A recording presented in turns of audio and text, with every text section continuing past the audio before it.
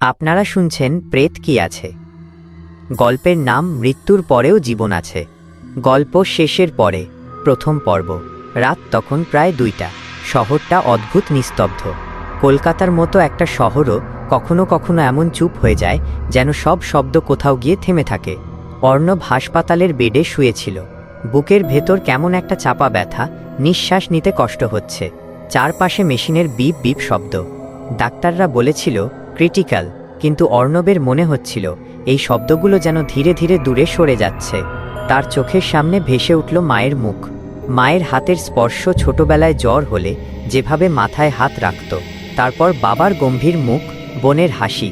আমি কি যাচ্ছি, সে মনে মনে বলল। ঠিক তখনই এক অদ্ভুত ঘটনা ঘটল। হঠাৎ করে সব শব্দ বন্ধ হয়ে গেল। অদ্ভুত শূন্যতা। অর্ণব চোখ খুলে দেখল সে হাসপাতালের বেডে শুয়ে নেই।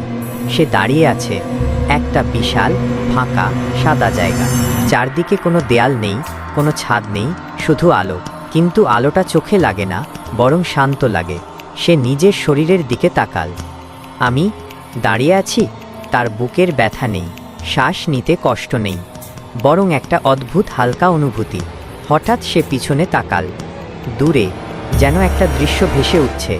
হাসপাতালের সেই বেড, আর সেখানে সে নিজেকেই দেখতে পেল। নড়াচড়া নেই, মেশিনগুলো একটানা শব্দ করছে। একজন নার্স চিৎকার করে ডাকছে, ডাক্তার। পালস নেই। অর্ণব স্তব্ধ। তাহলে আমি কি মারা গেছি? তার গলা শুকিয়ে গেল, কিন্তু আশ্চর্য, তার শরীরে কোনো ভয় কাজ করছে না, বরং একটা গভীর কৌতূহল। অচেনা পথপ্রদর্শক। ভয় পেও না, একটা শান্ত কণ্ঠস্বর ভেসে এল। অর্ণব ঘুরে তাকাল। একজন মানুষ দাঁড়িয়ে আছে।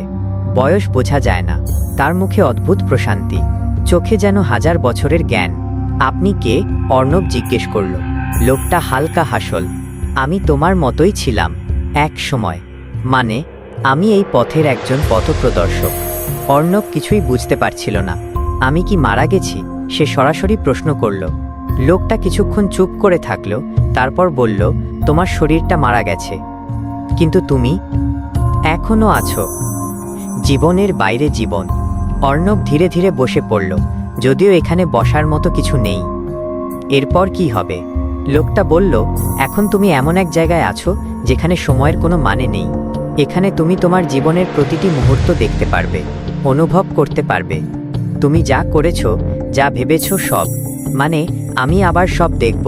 শুধু দেখবে না, অনুভব করবে। অর্ণবের বুক ধড়ফড় করতে লাগলো। আমি তো অনেক ভুল করেছি। লোকটা হেসে বলল, সবাই করে। স্মৃতির দরজা। হঠাৎ করে সামনে একটা দরজা তৈরি হলো, যেন আলো দিয়ে বানানো। লোকটা বলল, এই দরজাটা তোমার স্মৃতির দরজা।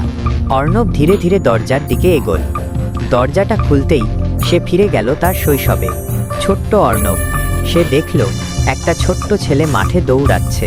তার মা দূর থেকে ডাকছে, অর্ণব বাড়ি আয়। ছেলেটা হেসে বলল, আর একটু খেলি মা। অর্ণব বুঝতে পারল এটা সে নিজেই।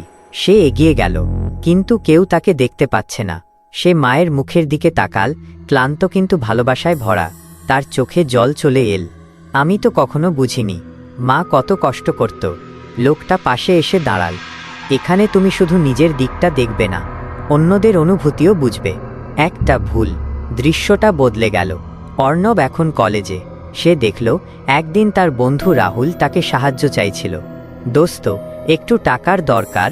অর্ণব তখন বিরক্ত হয়ে বলেছিল, এখন পারবো না, পরে দেখব। কিন্তু সে জানত তার কাছে টাকা ছিল। সে শুধু দিতে চায়নি। এবার সে অন্য দিকটা দেখল। রাহুলের মুখ, হতাশা, লজ্জা। আর সেই রাতে রাহুল একা বসে কাঁদছে। অর্ণবের বুকটা কেঁপে উঠল। আমি এতটা স্বার্থপর ছিলাম। লোকটা বলল, এটাই তুমি এখন বুঝছ। অনুভূতির বোঝা।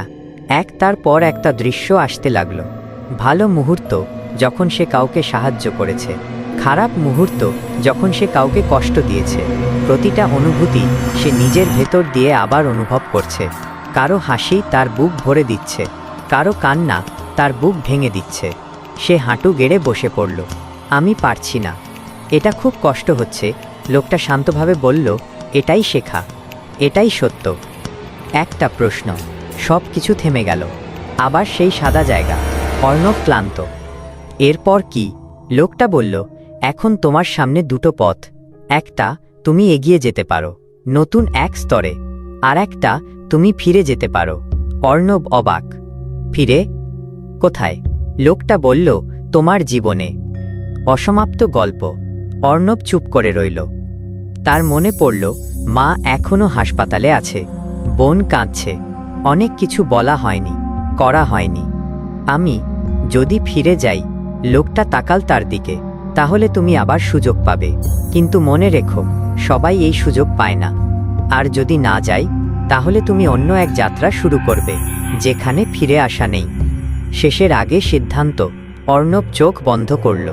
তার মনে ভেসে উঠল মায়ের মুখ, বন্ধুর কান্না, নিজের ভুল, আর কিছু অসমাপ্ত ভালোবাসা। সে ধীরে ধীরে চোখ খুলল। আমি ফিরে যেতে চাই। লোকটা হালকা হাসল। তাহলে প্রস্তুত হও। ফিরে আসা। হঠাৎ সব আলো মিলিয়ে গেল। অন্ধকার। তারপর পালস ফিরে এসেছে।